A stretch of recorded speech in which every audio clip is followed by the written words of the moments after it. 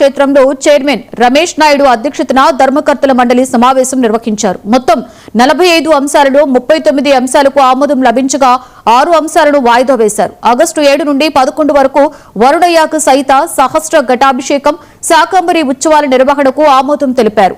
తిరుమల తరహాలో online protocol దర్శన టికెట్లు, కొత్త క్యూ కాంప్లెక్స్లు, భక్తుల సౌకర్యాల కల్పనకు కీలక నిర్ణయాలు తీసుకున్నారు. శ్రావణ మాస ఉత్సవాలలో భక్తులకు ఎలాంటి ఇబ్బందులు కలగకుండా ఏర్పాట్లు చేయాలని నిర్ణయించారు.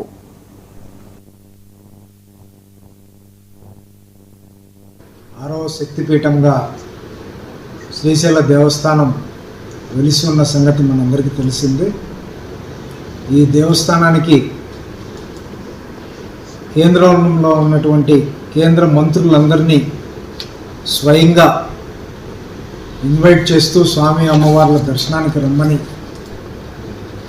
ఒక లెటర్ రాస్తూ శ్రీశైల దేవస్థానం చరిత్ర యొక్క విశేషాల ముఖ్యమైన విషయాలను కొన్ని దీంట్లో పొందుపరుస్తూ వారికి రిజిస్టర్ పోస్ట్ ద్వారా ఈ లెటరు మరియు మెయిల్ ద్వారా కూడా పంపించి ఆహ్వానించడం ఈరోజు శ్రీకారం చుట్టడం జరిగింది. రాబోయే రోజుల్లో ఇంకా రాష్ట్రంలో ఉన్నటువంటి ఎమ్మెల్యేలకు, ఇతర రాష్ట్రాల్లో ఉన్నటువంటి ముఖ్యమైన పారిశ్రామికవేత్తలకు, ముఖ్యమంత్రులకు,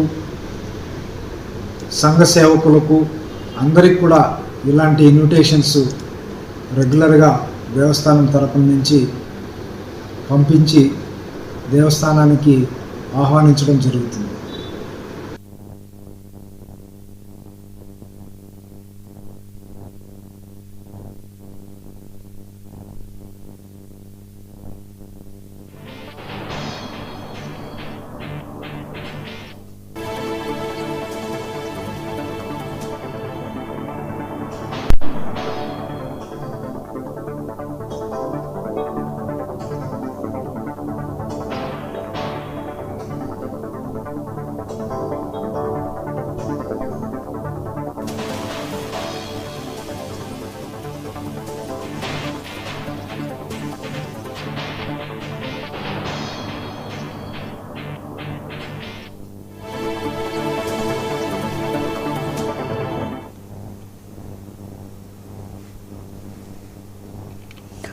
ఢిల్లీ వేదికగా తెలంగాణ